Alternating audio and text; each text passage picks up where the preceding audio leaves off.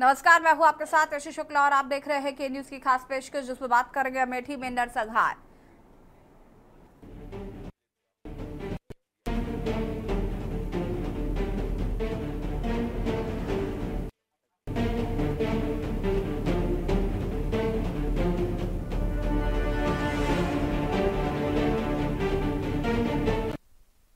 UP के अमेठी जिले में गुरुवार की शाम सनसनीखेज घटना घटी। यहां पर शिक्षक के घर में घुसकर दंपति सहित 4 लोगों की हत्या कर दी गई।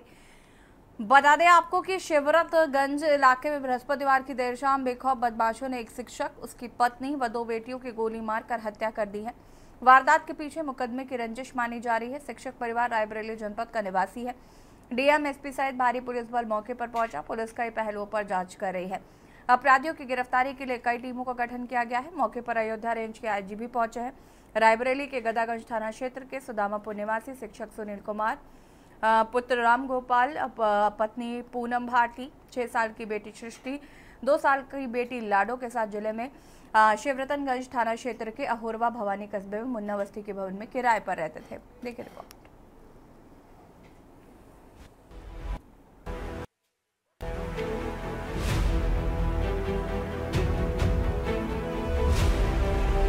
सुनील कुमार तिलोई तहसील क्षेत्र के पनहौना स्थित कंपोजिट विद्यालय में सहायक अध्यापक थे। बृहस्पतिवार की शाम वो पत्नी व बच्चों के साथ घर में मौजूद थे। तभी कुछ अज्ञात लोगों ने पहुंचकर शिक्षक को निशाना बनाते हुए फायरिंग कर दी। बचाव में पहुंची उसकी पत्नी व 2 मासूम बेटियों को भी बदमाशों ने गोली मार दी। वारदात को अंजाम देने के बाद हमलावर भाग निकले। गोली की आवाज सुनकर क्षेत्र में दहशत फैल गई। लोगों ने परिवार को सूचना दी। घटना के बाद वहां स्थानीय लोग भी जमा हो गए। आनन फानन में जख्मी 4 लोगों को सीएचसी सिंहपुर पहुंचाया गया। चिकित्सकों ने सभी को मृत घोषित कर दिया। खबर मिलने पर आईजी प्रवीण कुमार, डीएम निशा अनंत, एसपी अनूप कुमार सिंह भारी पुलिस बल के साथ मौके पर पहुंचकर जांच की। फॉरेंसिक टीम ने भी साक्ष्य जुटाए हैं। सूत्रों का कहना है कि शिक्षक सुनील कुमार व उनके परिवार की मुकदमे की रंजिश में हत्या की गई है। एसपी अनूप सिंह का कहना है कि शिक्षक परिवार पर कुछ लोगों ने फायरिंग कर दी, जिससे शिक्षक, उनकी पत्नी व 2 बेटियों की मौके पर मौत हो गई। प्रथम दृष्टया जांच में पता चला कि सुनील कुमार ने रायबरेली कोतवाली में चंदन वर्मा के खिलाफ छेड़छाड़ व SC/ST एक्ट के तहत मुकदमा दर्ज कराया था। जांच की जा रही है और कहीं उसी घटना का इस वारदात से कोई संबंध तो नहीं है। पुलिस की टीम लगाई गई है। संभावित स्थानों पर दबिश दी जा रही है। देखिए, थाना शिवरतनगंज के अहरवा भवानी में एक घर में पति पत्नी और उनके 2 बच्चे रहते थे। ये सूचना मिली कि कोई अज्ञात व्यक्ति आकर के उनको ऊपर गोली से फायर किया। सूचना पर पुलिस पहुंची, उनको अस्पताल के लिए भेजा गया, जहां पर डॉक्टरों ने उनको सभी 4 को मृत घोषित कर दिया है। जब हम सभी लोग आए तो यहाँ पर ये देखा गया, पूरी छानबीन की गई, तो इसमें किसी भी प्रकार की लूटपाट या इस तरह की घटना कारित करने का ना तो कोई प्रयास किया गया है, ना ही इस प्रकार की कोई घटना हुई है। अभी तक जो प्रथम दृष्टया ये पता चल रहा है कि करीब 18 अगस्त के आसपास इन्होंने एक मुकदमा एक चंदन वर्मा के खिलाफ रायबरेली कोतवाली में लिखवाया था, SC/ST और छेड़छाड़ की घटनाओं में। हम लोग अभी उस बिंदु पे भी ये देख रहे हैं कि क्या उस वजह से क्या इस घटना उस FIR के उस मुकदमेबाजी का इस घटना से कोई ताल्लुक है या कोई संबंध है। शिक्षक सुनील कुमार व उनकी पत्नी पूनम, बेटी सृष्टि व लाडो की गोली मारकर हत्या के मामले को मुख्यमंत्री योगी आदित्यनाथ ने संज्ञान में लिया। सीएम ने ट्वीट कर घटना पर शोक जाहिर करते हुए अधिकारियों को मौके पर पहुंचकर दोषियों के खिलाफ कार्रवाई करने का निर्देश दिया है। घटना पर सीएम योगी और राहुल गांधी ने प्रतिक्रिया दी है। इस घटना पर प्रतिक्रिया देते हुए राहुल गांधी ने कहा कि अगर इंसाफ मिलता न दिखा तो मैं खुद अमेठी जाऊंगा। उन्होंने कहा उन्होंने इस मुद्दे पर अमेठी के सांसद केएल शर्मा से फोन पर बात भी की है।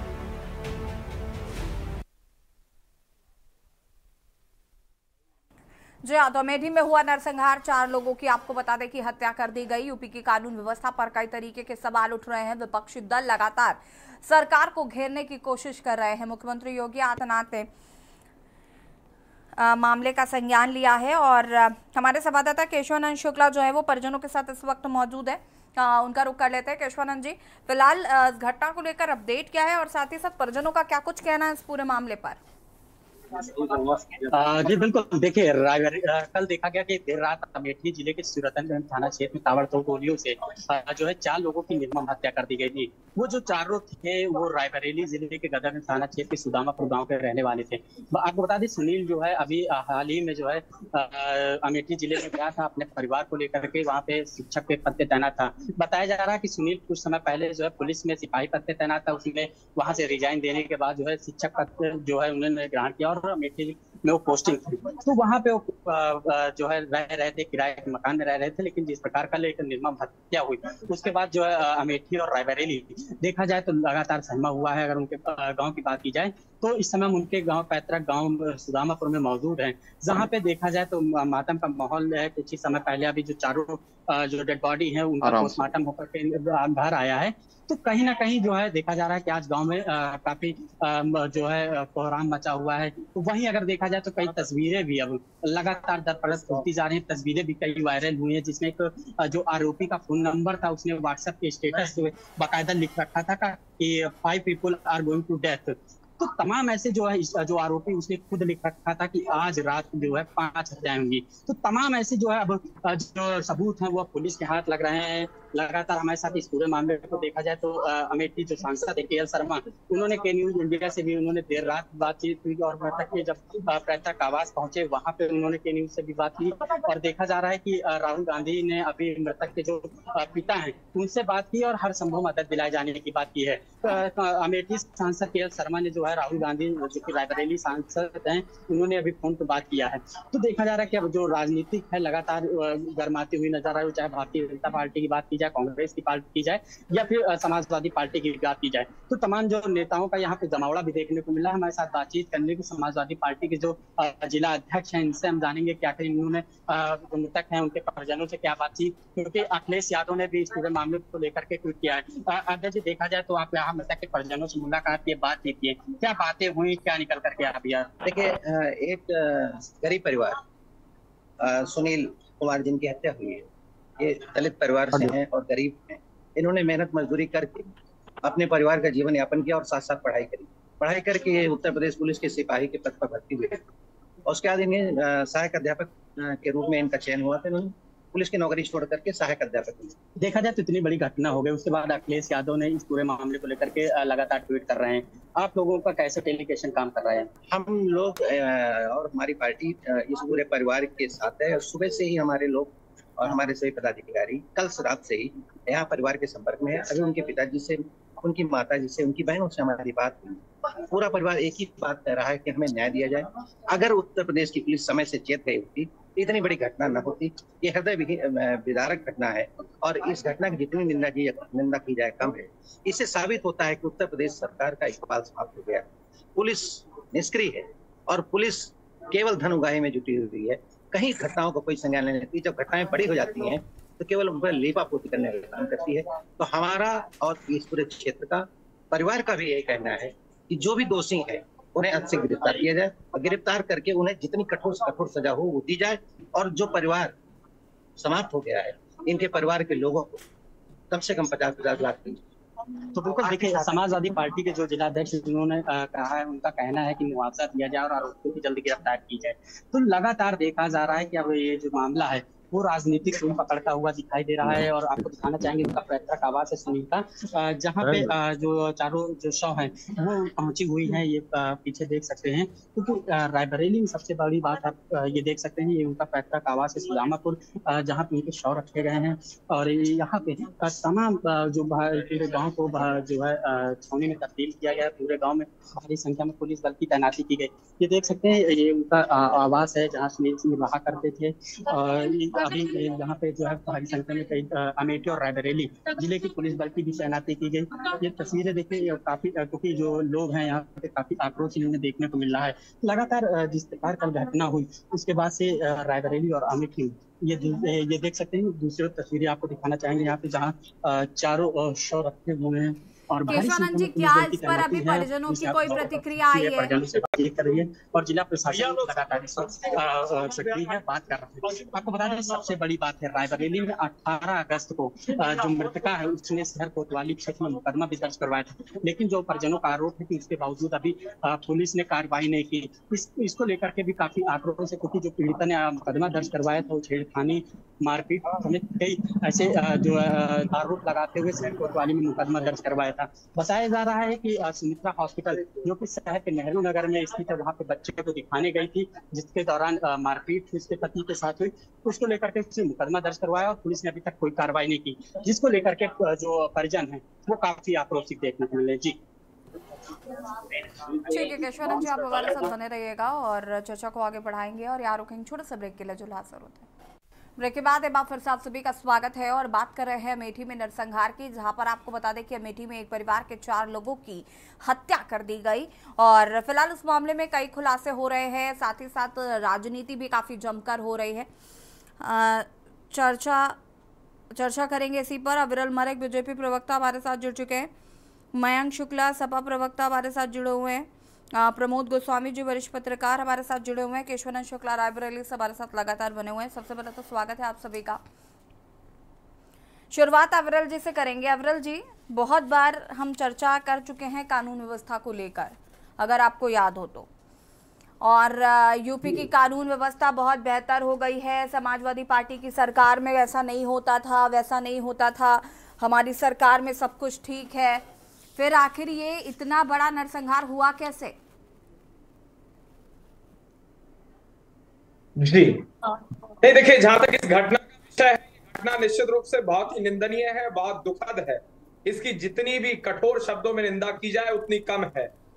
लेकिन जहां तक एक सरकार का विषय है, सरकार का एक अलग विषय है, लेकिन जहां तक इस घटना का विषय है तो एक घटना दुर्भाग्यपूर्ण है, दुखद है, निंदनीय है और पूरे समाज को कड़े शब्दों में इस घटना की निंदा करनी चाहिए। और जो भी व्यक्ति दोषी पाया जाए, हम तो उस पर कार्रवाई करने की निश्चित रूप से बात करते हैं। किसी भी व्यक्ति को बख्शा नहीं जाएगा, किसी दोषी को नहीं बख्शा जाएगा। इस बात को बिल्कुल क्लियर कट समझना बेहद आवश्यक है। अविरल जी, हर बार ये कह देने से कि दोषियों को बख्शा नहीं जाएगा, पल्ला नहीं झाड़ सकते। ठीक है, ऐसी घटनाएं क्यों हो रही है, हमारा कंसर्न ये है। हमारा कंसर्न ये है ही नहीं कि आप आगे क्या करने वाले हैं। और जिस तरीके की अभी परिजनों से बातचीत हमारे संवाददाता ने करी, उनका ये साफ तौर पर कहना है कि पीड़िता ने, जो मृतक महिला है, उसने कंप्लेन करवाई थी, प्रशासन कंप्लेन नहीं लिख रहा था। कौन कटघरे में खड़ा होगा?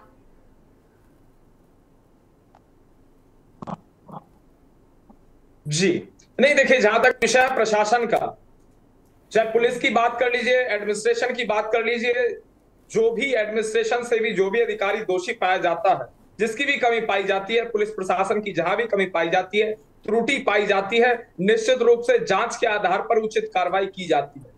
ये हमारी सरकार में होता आ रहा है, भविष्य में भी होगा कि किसी भी अपराधी को, किसी दोषी को या एडमिनिस्ट्रेशन में किसी त्रुटि करने वाले को, प्रवक्ताओं को एक जिम्मेदार व्यक्ति से सलाह ले लेनी चाहिए और जवाब अब बदल लेना चाहिए, क्योंकि अब इन जवाबों से काम नहीं चलने वाला है। जांच की जाएगी, कार्रवाई की जाएगी, अधिकारियों पर हम जांच कर लेंगे, हम ये कर लेंगे, हम वो कर लेंगे। घटना होने का इंतजार किया जाता है अब प्रदेश में कि घटना होगी तो हम एक्शन ले लेंगे, नहीं तो कोई बात ही नहीं। जवाब बदलिए, जिम्मेदारी बदलिए। सुन सुनकर थक चुके हैं हम, आए दिन यही होता है। हम जांच कर रहे हैं, दोषियों पर निश्चित रूप से कार्रवाई होगी। इतना रटा रटाया जवाब है, बीजेपी प्रवक्ताओं की जरूरत ही नहीं, क्योंकि जवाब तुम्हें पता ही है, यही मिलने वाला है।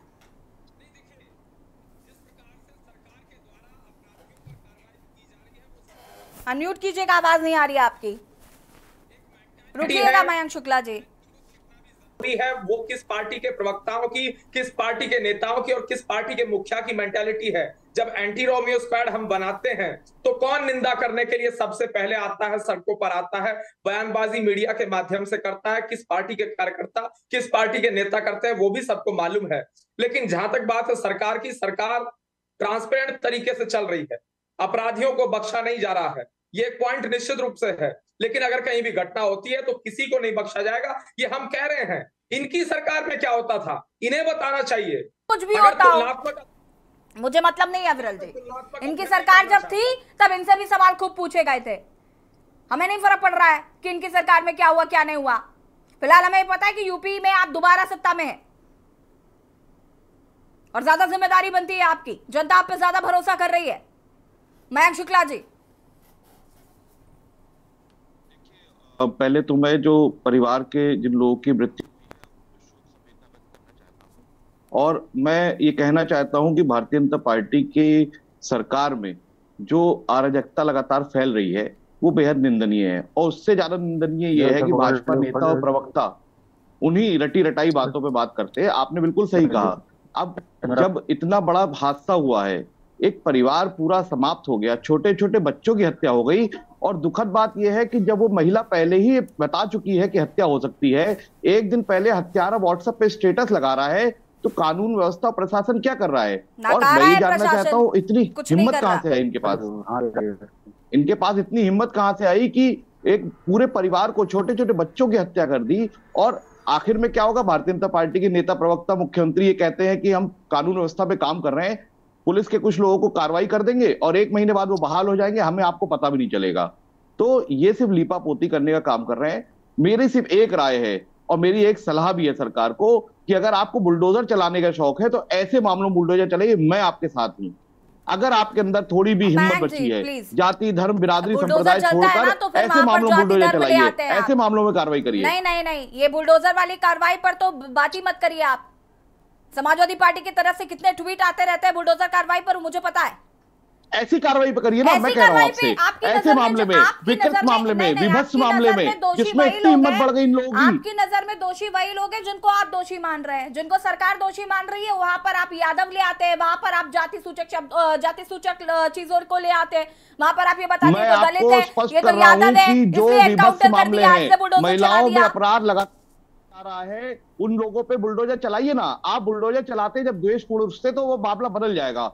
अगर मेरा ये कहना है कि जो विकृत राजनीति है उसका समापन होना चाहिए। ऐसे गंभीर मुद्दों पे बुलडोजर, जाति, धर्म, मजहब, अरे अपनी बारे में बोलिएगा। ऐसे मामलों में मुझे लगता है कि सिर्फ और सिर्फ कार्रवाई होनी चाहिए। और ये जानना चाहिए कि इतनी हिम्मत कहां से आ रही है, इतनी हिम्मत ऐसे अपराधियों पे कहां से आ रही है जो इस प्रकार से विकृत घटनाएं कर रहे हैं, छोटे मासूम बच्चों की हत्याएं हो रही हैं, और भाजपा के नेता और प्रवक्ता और मुख्यमंत्री रटाई रटाई भाषा का उपयोग करते रहते हैं कि कार्रवाई होगी, जांच होगी, जो परिवार चला गया उसे वापस लाने का काम ये लोग कर सकते हैं क्या? छोटे छोटे मासूम बच्चों की जांच चलेगी तो वापस आ जाएंगे। अपनी बारी में बोलिएगा अविरल जी, अपनी बारी में बोलिएगा। बीच मत बोलिए, मेरी चर्चा में बीच में कोई किसी को इंटरप्ट नहीं कर सकता है। Aviraj ji please, I am warning you. और आपके सारे नेता एक ही भाषा बोलते हैं। आप लोग के पास कोई मानवीय मूल्य नहीं है, आप लोग अमानवीय लोग हैं, मैंने देख लिया इतने दिन में। ठीक है मयंक शुक्ला जी, घटना में मयंक जी मानवता का पाठ ना पढ़ाया जाए तो बेहतर होगा। मानवता का पाठ ना पढ़ाया जाए तो बेहतर होगा। संवेदनशील मुद्दा है, लेकिन राजनीति भर भर कर हो रही है इस मुद्दे पर। कहां चली जाती है मानवता जब आप राजनीति कर रहे होते हैं? प्रमोद गोस्वामी जी का रुख कर लेते हैं, वरिष्ठ पत्रकार है। प्रमोद जी, इस तरीके की यूपी में घटनाएं अब कहीं ना कहीं आम होती नजर आ रही हैं। जिस तरीके से अधिकारियों की, शासन प्रशासन की जो गलतियां नजर आ रही हैं और जिस तरीके से घटना होने का इंतजार किया जा रहा है, ये कहीं ना कहीं प्रदेश के लिए अच्छा मैसेज नहीं है? नहीं, निश्चित रूप से ये बड़ी भीभत्स और निंदनीय घटना है। और आश्चर्यजनक बात यह है कि जैसा कि रिपोर्ट में आ रहा है कि उसने, अपराधियों ने एक दिन पहले अपने स्टेटस दिया था कि हत्या करेंगे। देखिए, वास्तविकता ये है, अपराध तो होते रहते हैं, लेकिन पुलिस की ये जिम्मेदारी है कि वो पूरी तरीके से मतलब अंकुश रखे। स्थिति ये है कि अब नौकरशाही, चाहे वो पुलिस की हो चाहे प्रशासन को, वो बिल्कुल निरंकुश हो गई है। आवाज आ रही है जी? हाँ, वो एकदम निरंकुश हो गई है। और वो बिल्कुल अब मतलब आप ये देख लीजिए, एक नहीं, आए दिन प्रदेश में हत्याएं हो रही हैं, लूट हो रही है, कहीं सुनार लूट रहा है, कहीं दुकानदार लूट रहा है, कहीं हत्या हो रही है। इसने कुछ दिन पहले एक बेसिक, इसमें कार्रवाई की बात नहीं, कार्रवाई की जाएगी नहीं। मैं सिर्फ एक बात कहना चाहता हूं कि आज से 18 अगस्त को उसने FIR लिखाई कि इन्होंने छेड़छाड़ की या मारपीट हुई। वो उतने दिनों में क्या कार्रवाई की पुलिस ने? इसमें कोई जांच की जरूरत तो है नहीं। इसमें तो पूरे निकलवा लीजिए कि उसने रिपोर्ट लिखाई थी, उस रिपोर्ट में क्या पुलिस पूछताछ करने गई थी प्रमोद या जी, नहीं गई थी? उससे भी ज्यादा शर्मनाक ये है कि उस व्यक्ति ने स्टेटस भी डाला कि आज 5 लोगों की हत्या होने वाली है। मैंने पहले यही कहा कि उसने स्टेटस में डाला, पुलिस चुप रही। पुलिस की कोई तंत्र नहीं रह गया है, वो सिर्फ पैसे वसूली कर रहे हैं और वो अखबारों में छप रहा है कि वसूली कर रहे हैं, पकड़े जा रहे हैं, कार्रवाई होगी, सस्पेंड होंगे, लेकिन वो चले गए, वो तो वापस नहीं ला पाएंगे। ये सिर्फ औपचारिकताएं हो रही हैं, बचाने का काम नहीं होना चाहिए। ऐसे विवश मामलों में कड़ी कार्रवाई करनी चाहिए। पुलिस बिल्कुल निरंकुश हो गई है। अरे फर्रुखाबाद में देख, फर्रुखाबाद का इतना बुरा हाल है, मतलब वहां कायमगंज में घटना हुई और कायमगंज में घटना होने के बाद वहां सब पहुंचे और उसको रफा दफा कर दिया गया, खत्म हो गया। मैनपुरी में हुई, आप ये अभी सर्राफे की लूट हुई, उस पर बाद में एनकाउंटर हुआ, उसको लेके बवाल हुआ। तो देखिए, जब आप पुलिस बचाने की कोशिश करेंगे, पुलिस पूरी तरीके से उगाही तंत्र बन गया है, बचाव तंत्र नहीं रह गया है। वहां पर पोस्टिंगें अपने हिसाब से हो रही हैं, लेकिन जब सक्षम अधिकारी जो हैं वो साइड लाइन में होंगे और जो सिफारशी लोग आ जाएंगे, तो फिर ये घटनाओं को नहीं रोका जा सकता है। और ये उत्तर प्रदेश का दुर्भाग्य है कि पिछले लगभग 3 दशकों से हमेशा हर चुनाव, हमेशा में ये हर दल ये कहता है कि हम आएंगे, लॉ एंड ऑर्डर ठीक कर देंगे, लेकिन लॉ एंड ऑर्डर की दुर्दशा वही है जो तब थी वो आज है। लेकिन ये दावे होते रहते हैं, हत्याएं हो रही हैं, महिलाओं के साथ बलात्कार हो रहे हैं, ये सब चीजें मतलब आम रोज की घटनाएं हो रही हैं। उससे भी ज्यादा शर्मनाक तो जवाब है प्रमोद जी, उससे भी ज्यादा शर्मनाक जवाब है। हम जांच कर रहे हैं, हम कार्रवाई कर रहे हैं, दोषियों को निश्चित तौर पर बख्शा नहीं जाएगा। नहीं, निश्चित रूप से नहीं बख्शा जाएगा, नहीं बख्शा जाएगा, बिल्कुल ये सही कह रहे हैं, नहीं बख्शा जाएगा, लेकिन हत्याएं होती रहेंगी, मतलब लूट होती रहेगी, महिला से बलात्कार होता रहेगा, छोटी छोटी बच्चियों से छेड़खानी होती रहेगी, हम कार्रवाई करते रहेंगे। तो आज स्थिति है, इसीलिए जो एक फर्क था वो अब समझ में आ गया है। लॉ एंड ऑर्डर के मामले पर मतलब जो जिस ढंग का मतलब ढिंढोरा पीटा जाता था वो खुल के सामने आ रहा है। लेकिन विपक्ष के ऊपर आरोप लगाने से बेहतर है कि अपनी जो व्यवस्था है उसको दुरुस्त करें, उस पर कार्रवाई हो जाएगी, कार्रवाई हो जाएगी, उससे क्या फर्क पड़ेगा, उससे क्या निष्कर्ष निकलने वाला है। लेकिन ये सिर्फ औपचारिकताएं हैं, ये रटे रटाए बयान है। कार्रवाई होगी, जांच होगी, गिरफ्तारी होगी, उसके बाद एनकाउंटर भी हो जाएगा, उसके बाद सस्पेंड भी हो जाएंगे, बहाल भी हो जाएंगे, पोस्टिंग भी मिल जाएगी। ये सब ये रूटीन की चीजें हो गई हैं। अब पुलिस बिल्कुल निरंकुश हो गई है, उसका कोई तंत्र नहीं रह गया है। ठीक है, मतलब वो सिर्फ पैसे के आधार पर चल रही है, वसूली गैंग बन गया है पुलिस। ये बचाव गैंग नहीं बचा है, इसमें मुझे कहने में कोई संकोच नहीं है। किसी जिले के उठा के आप अपने रिपोर्टर से पूछ लीजिए, कोई जिला प्रदेश का ले लीजिए आप, मैं किसी एक जिले की बात नहीं कर रहा हूँ, वहां के रिपोर्टर से आप डिटेल मंगा लीजिए कि आपका क्या हुआ, वहां थाने कैसे मतलब वसूली कर रहे हैं, उगाही कर रहे हैं, लेकिन कार्रवाई होगी। ठीक है, वापस आएंगे आपके पास, उसके बाद आदित्य तिवारी का रुख करते हैं। आप सभी हमारे साथ बने रहिएगा और बात कर रहे हैं अमेठी में नरसंहार। जिस तरीके से अमेठी में 4 लोगों की निर्मम हत्या कर दी गई है, सवालों के घेरे में निश्चित तौर पर प्रशासन है। रुकेंगे छोटे से ब्रेक के लिए, जोला ब्रेक के बाद एक बार फिर से आप सभी का स्वागत है और बात कर रहे हैं अमेठी में नरसंहार और सीधे संवाददाता का रुख कर लेते हैं। आदित्य तिवारी अमेठी से हमारे साथ जुड़े हुए। आदित्य, अपडेट क्या है फिलहाल? बिल्कुल बताना चाहूंगा, अपडेट यही है कि जिस तरीके से देर रात ये घटना होती है, घटना के समय की अगर थोड़ा सा, जिस जगह पे ये घटना होती है दुर्गा पूजा का पंडाल लगा होता है, सैकड़ों की संख्या में वहाँ इकट्ठा रहते हैं, प्रशासन की मौजूदगी वहां पर रहती है, लेकिन कब ये जो है आए और कब ये गोलियों के तड़तड़ाहट घर के अंदर प्रवेश किया, और जब घर के पास ही बिल्कुल लगा हुआ मेडिकल स्टोर का मालिक रहा है कि मुझे नहीं पता चला है कि कौन अंदर जा रहा है और किस तरीके से वारदात होती है। हाँ, जरूर गोलियों की जब तड़तड़ाहट होती है तो लोगों के साथ जब घर में प्रवेश करता है कि लोग लगे हुए हैं, उनको जरूर CSC पहुंचाया जाता है और जहाँ पर उनको मृतक घोषित किया। लेकिन सवाल ये उठता है कि आखिर क्या किसी की जिंदगी इतनी आसान हो गई है कि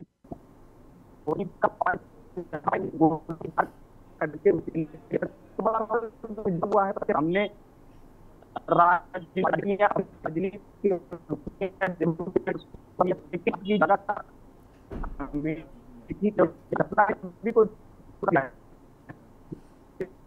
आदित्य जी, आपका नेटवर्क प्रॉब्लम कर रहा है, वापस आएंगे आपके पास, रुक जाइए। विरल मलिक जी, सवाल यही है कि आखिर कब तक ऐसे नरसंहार होते रहेंगे और कब तक इंतजार करता रहेगा प्रशासन कि स्टेटस डालने के बावजूद भी अगर आप प्रशासन को नहीं समझ आ रहा है। पहले तो ये कहा जाता था कि भाई प्रशासन हर जगह मौजूद नहीं रह सकता, कंप्लेन कर दी गई, उसके बाद स्टेटस भी डाल दिया गया, उसके बावजूद भी प्रशासन सोता रहा कि 4 लोग मर जाएंगे उसके बाद पहुंचेंगे हम।